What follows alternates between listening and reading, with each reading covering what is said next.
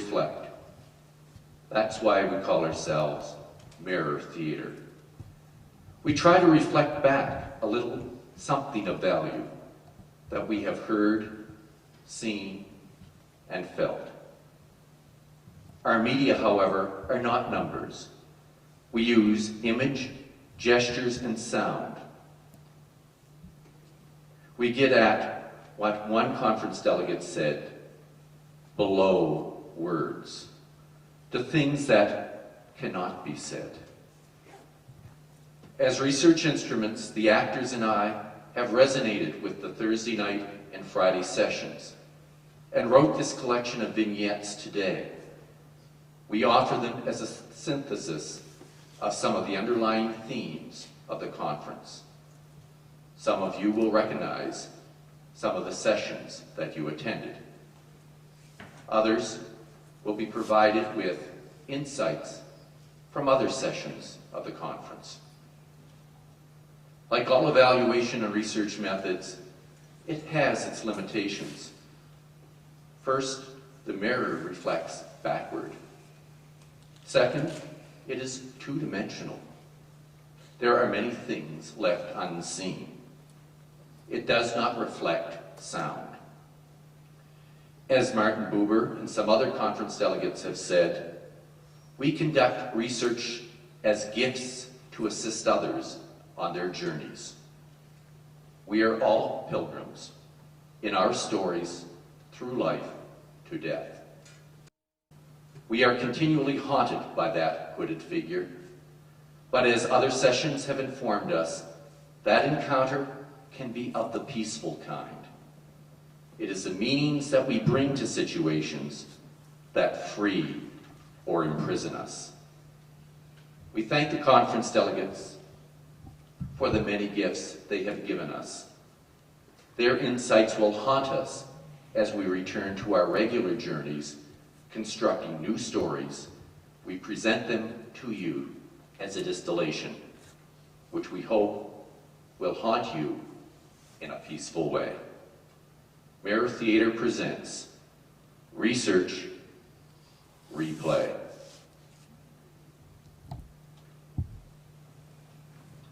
What is qualitative health research? Well, it's, let me show you.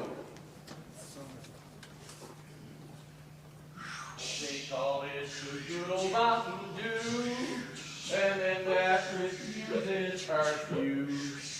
You may go round the bend, but you'll come back again for that good old Mountain Dew.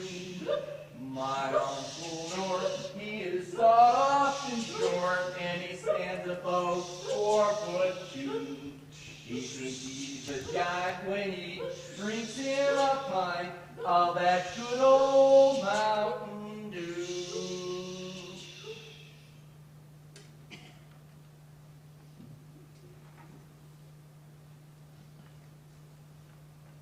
Pure essence.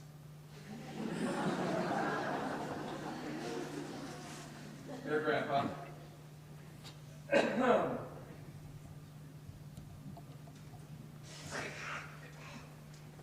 Impurities.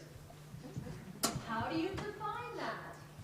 There's no truth in that.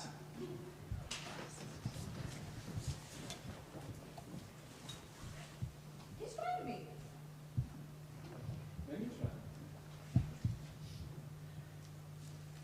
That's the difference.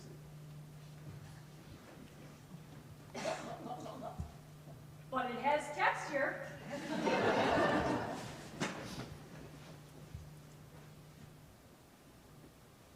It's too raw. I like it refined.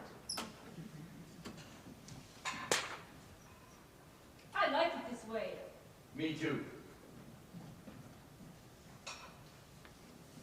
But you're biased. You made it. I give up.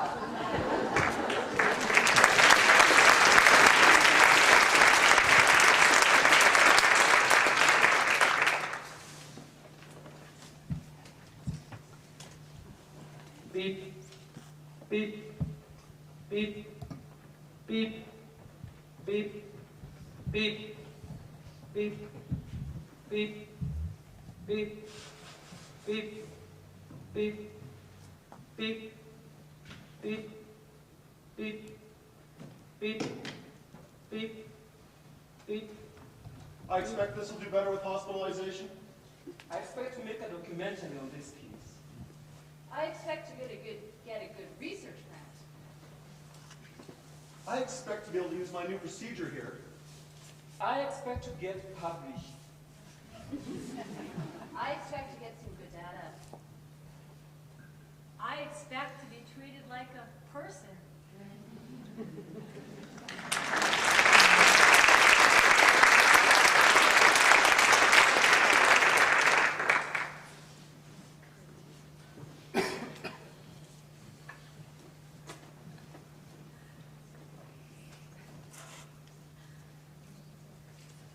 Okay, so what you need to do is you need to make sure you tie it off exactly like this. Yes. That way you know it won't come undone. Okay. Okay, do you understand? Yeah, I do. Okay, so make sure you do quite like that. Open your front. Sponge! Sponge!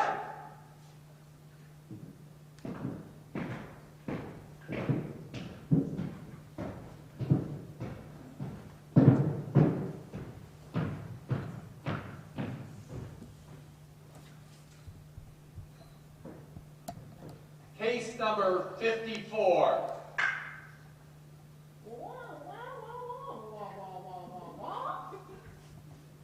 Yes. Yeah, that's right.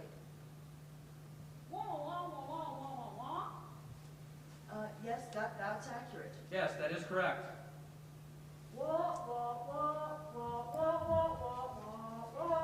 Yeah, yes, actually, we noticed that right away. No, we didn't.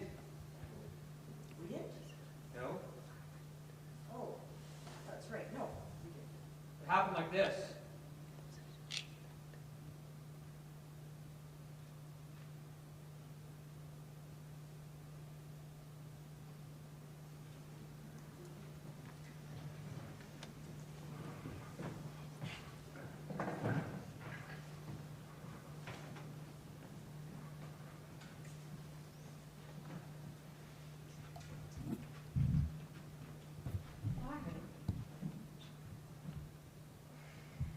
So, how are the test results?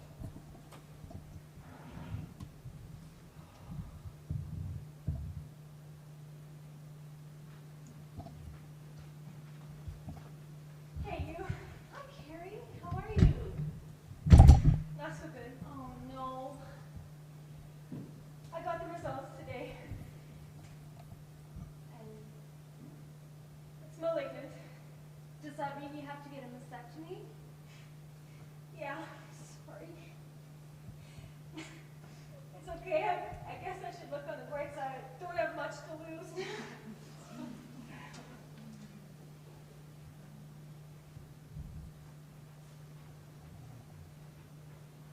Dad. You remember how it was with Mom? It's happening again.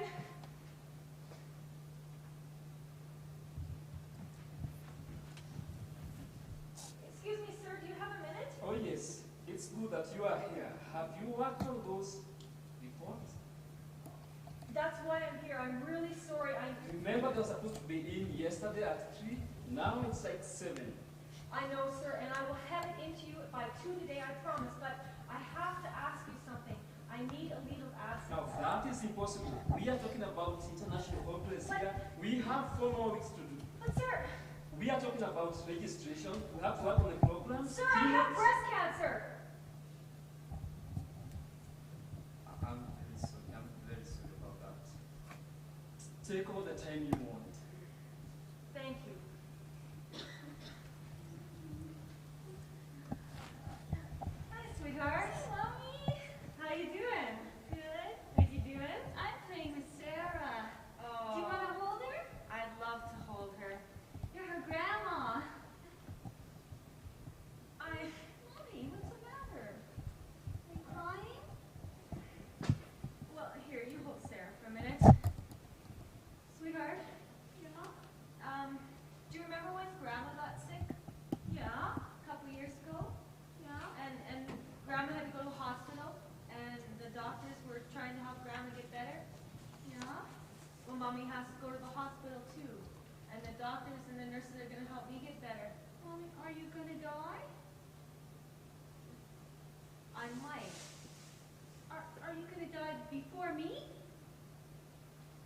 sweetheart.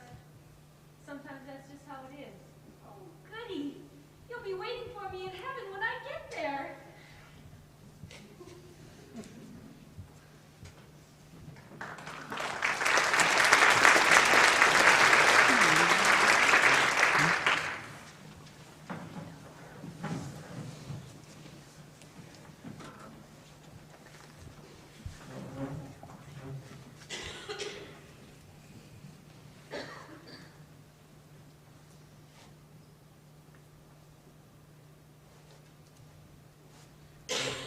Dinner's ready.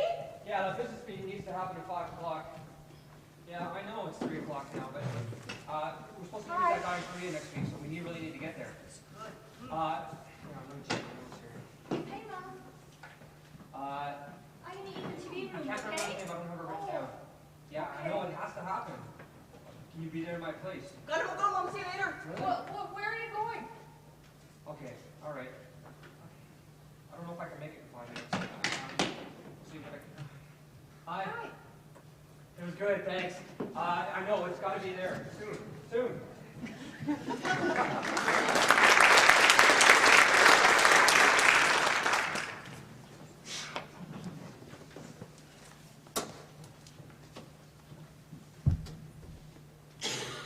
About 2 weeks ago, I was out with my friends, and we were drinking, and I drank a little too much. And we met up with some guys, and I liked one of them. And I was pretty much piss-loaded at the time. And he took advantage of me, and I only have a faint recollection of this, and I'm scared about meeting up with him when I'm sober. You might think that I'm like that normally, and I'm not.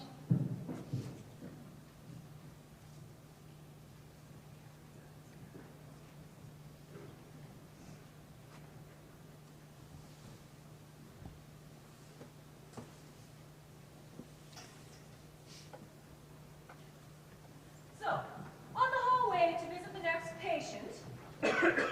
I think we have the next patient right here. And what would you suggest? The Benelin formula? Why did you choose that formula, sir? Because it's the one you recommend? Good choice.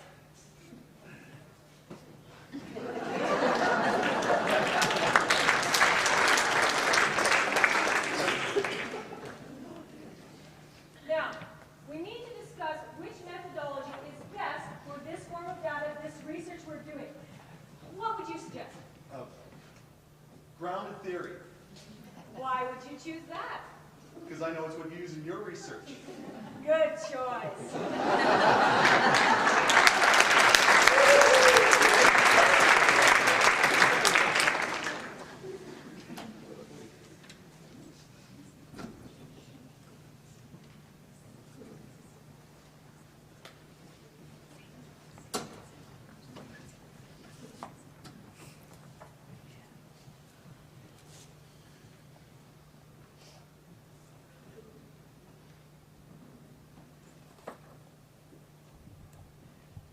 Have you had anything to eat today? Doctor, her intake is low today.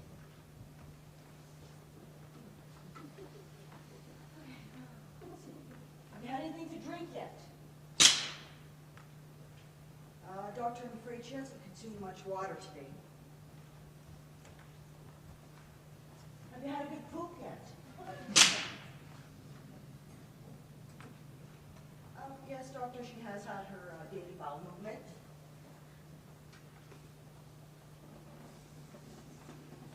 Here, take these meds. The patient has received her medication, doctor.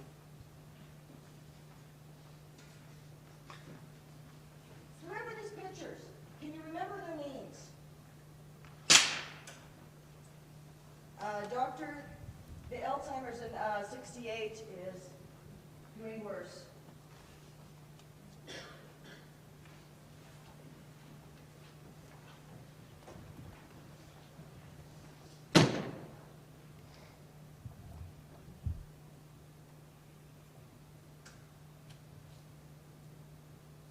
They don't see me at all.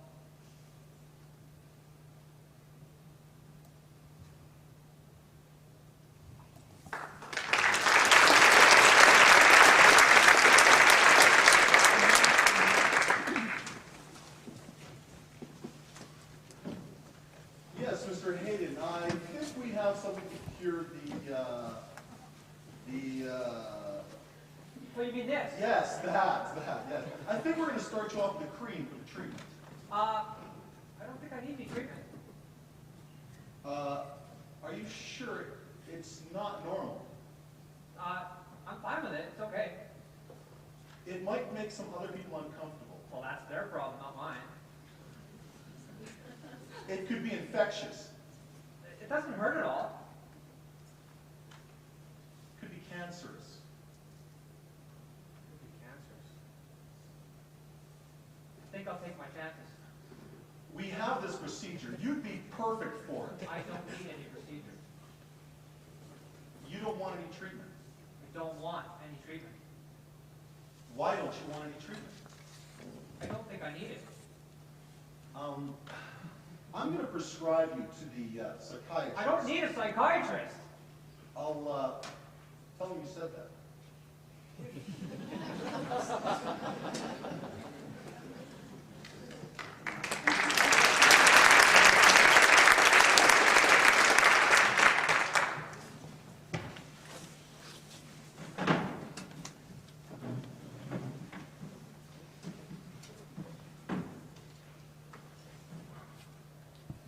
I am sitting on the edge of her bed. We've been in the hospital, off and on, for many months. It feels like many years. She's so beautiful when she sleeps. I listen to her breath. Her body is so tiny and fragile. She gets a little smaller each day. It's been such a long and painful journey. She's my baby, and I love her more than anything. Last year, she was diagnosed with leukemia. We had hoped she was cured. She had all the chemotherapy, weeks and weeks of radiation, and finally a bone marrow transplant. She rallied and was clear. It was a celebration. During those hospitalizations, arts in medicine played a wonderful part in her treatment. The dancer would come in every day.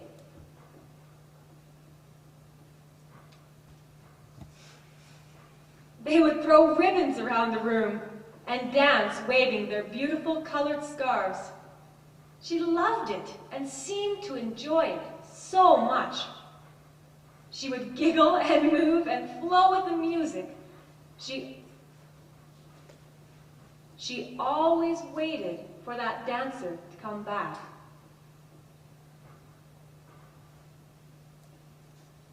One day, even a musician came in to play her favorite songs, Twinkle, Twinkle, Little Star, and the Itsy Bitsy Spider. And in the times when she was sickest with her chemotherapy, the musician would come and just sit on the edge of her bed and sing to her. We had gone home after a long hospital stay, and we came back for a follow-up to the cancer clinic. We thought we'd made it to the other side. Before the doctor even came into the room, she looked in my eyes. She has the most beautiful brown saucer eyes, a sweet smile. Her hair was sparse. It was just growing back. And she said, Mommy, bad cells are bad. My heart sank. I knew it was over. I knew that now it was just a matter of time. We are back in a hospital room. I just sit there now. It was the last hospitalization, and no one came. The nurses couldn't look into her eyes. Conversations with the residents were short. Her father stared out the window and would not talk. The dancer, the musician, the artist, where had they gone? I was angry. Finally, one day, there was a gentle tap on the door. I could see the dancer did not know what to say. So she said, "Is she up for dancing?"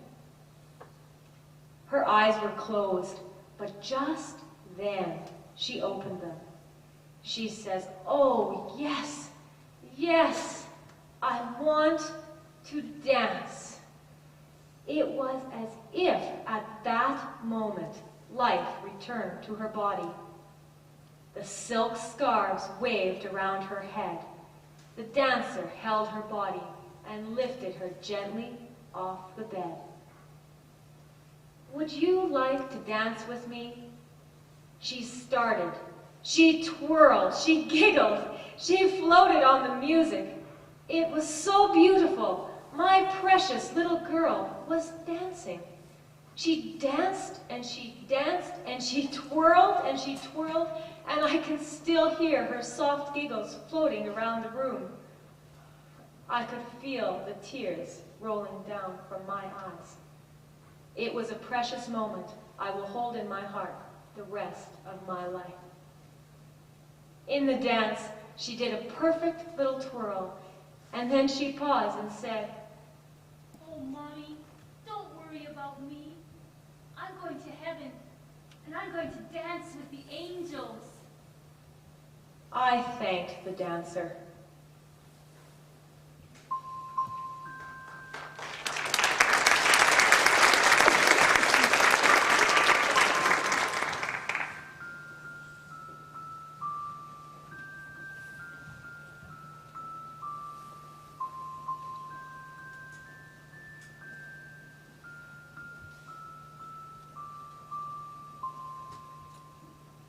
Darkness is a three-dimensional place where pain lives. Meaning is made through conversation. I want a chapter all to myself. Suffering is about the things that you can't say. It is the absence of what is missed, what is unrecoverable, and what will never be. And the cure for cancer is... I'm sorry, your 20 minutes are up. Next. I am going to die, and I don't want to bring anybody into this. You get the heart attack, and I get all the worry. Suffering is a tragedy, a struggle between shame and dignity. How you touch them affects their healing. Quotes are calls. Like evocative narratives, they encourage us to action. They ask us to imagine those practical utopias that Tom Barone suggests. We wish you happy haunting until next year.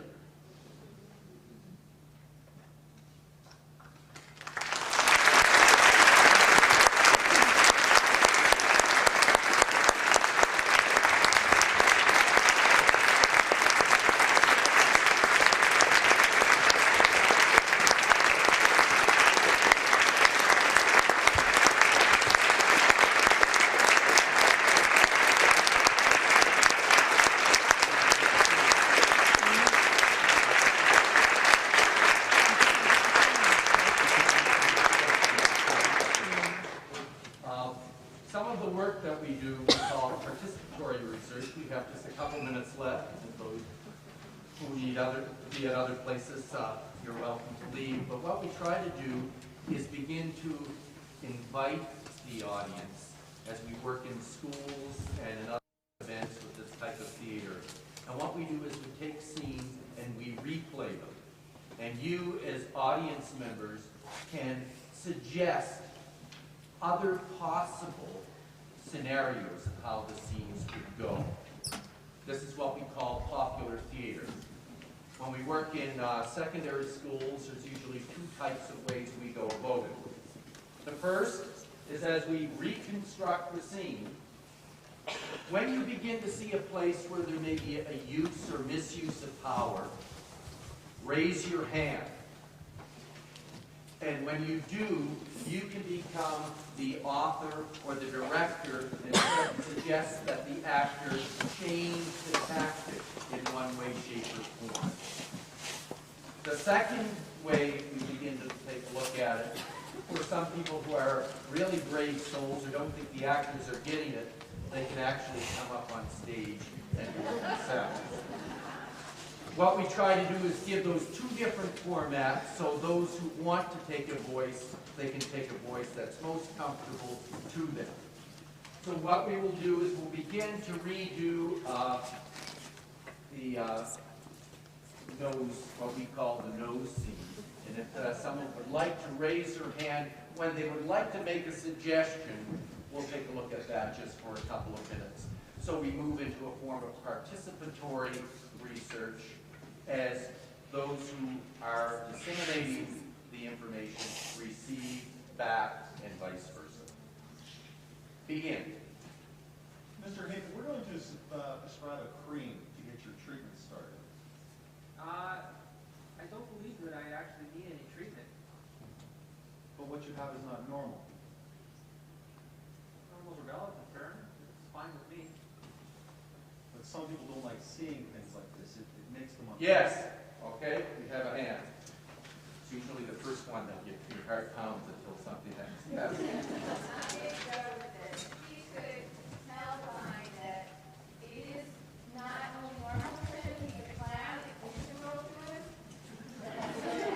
Okay, good. So, in other words, you got it? Okay, let's rewind. That's the nice thing is we can rewind very quickly. Suggest a cream. Go. We're going to prescribe a cream to get your treatment started. I don't believe that I actually need any treatment. Well, your nose, it's not normal. It's a part of my life that actually enhances what I do. So, to me, and my life is normal. Well, the next thing you want your own day and clown parade. I mean, if you're not normal, then this has to be treated. Okay, Chris?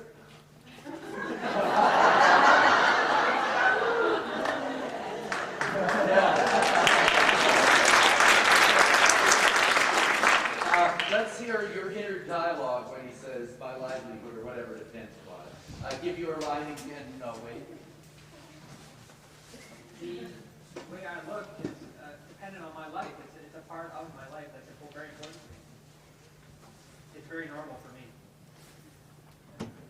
So it's inner dialogue, not what he would say, but what's racing through his mind as he begins to look at things. I'm trained to help you. This is the kind of thing we do case studies on.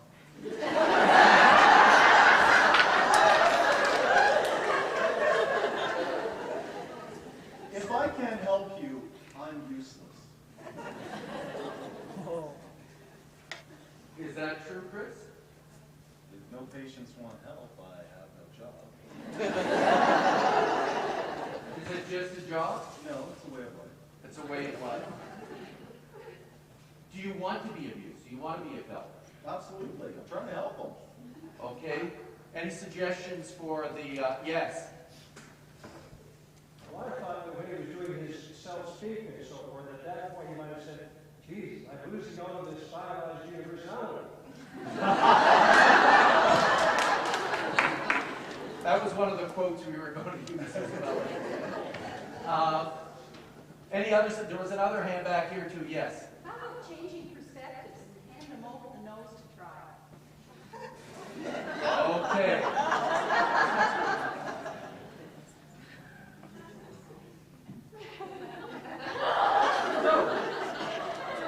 Dr. Jansen, now that you felt the attachment to your face and how it feels and how it works, what do you think?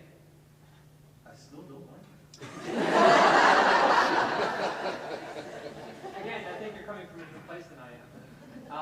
You have to think of it in terms of what I do as a living. Well, I see the benefits. So obviously it's humorous. It has a sense of comfort, sense of identity. This is how we originally were rehearsing this scene, and we transferred it.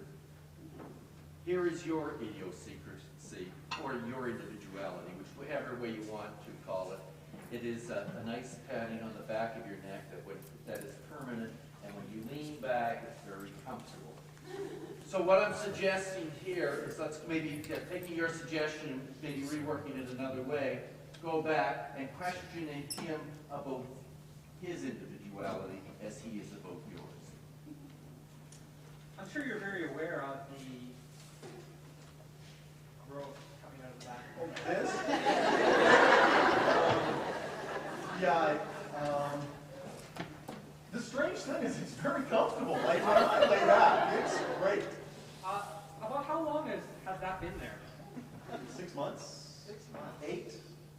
When did you first notice? Did it start out like this? Or No, it just like little by little, it just kept going up. You do know that this may cause future complications in your life, even though you find it comfortable now. I don't want to be a bother. I don't want to, I want to relax, and it still feels all right. So I'm going to go to the hospital and get this work done. Well, in terms of being a bother, we are here to help you, and I really suggest that you maybe accept our help, and let's try to get that kind of removed from you before it does start to make your life a lot more worse than it is now. Yes. How about asking what you think is going on and how they might help you? Yeah.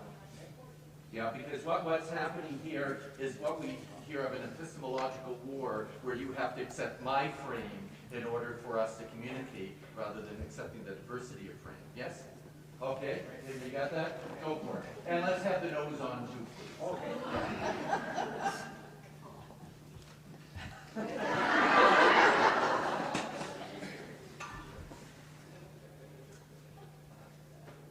Do you wish for me to help you in any way with this? With this? Yes.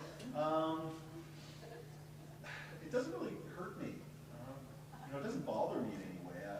I notice people looking, of course, but it doesn't really. How does that make you feel when you see people staring at you on the street? Yes? No? Is it going in the direction you like it, or? What I was looking for is not, so for you to say what you want from it. Okay. Not to even identify that.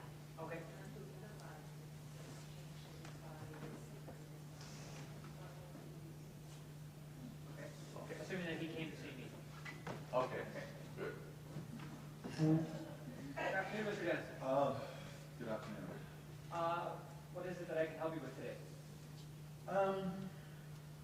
Well, I've got this, Yeah, I noticed that, yes. and, my girlfriend was like, go get it looked at. And it doesn't bother me. It's just that everyone tells you, get that looked at. I don't want to know, is it going to kill me? It's really what I want to know. Judging by its size and where it is, I'd say there's a distinct possibility that it may come to a place like that.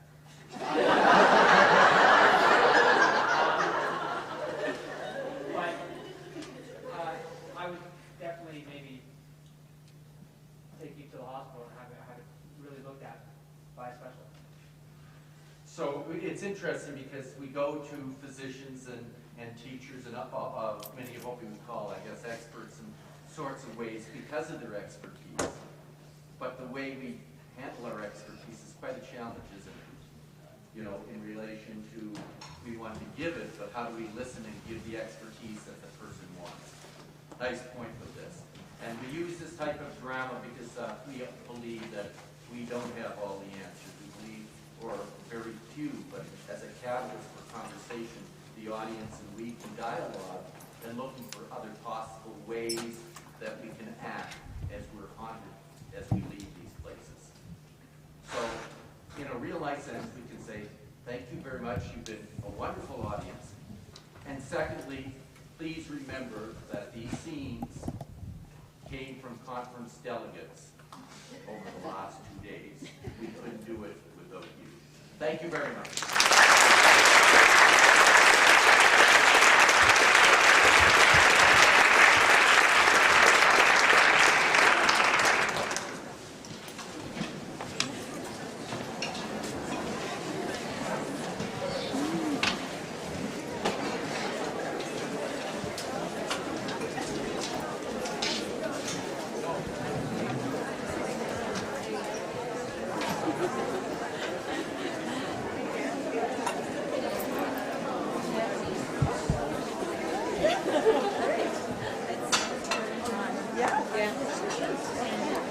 Alberta. Hi.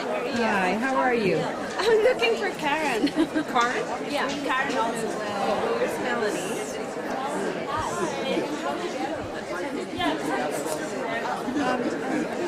You know what? I'm really snickety. Can you, give on stand with me?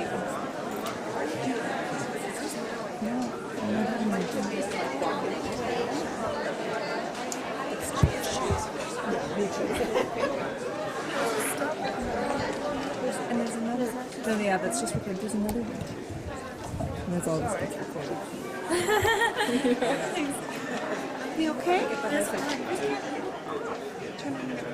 It's just really being funny. Push off, stop, and not responding. Let's move it out of the way.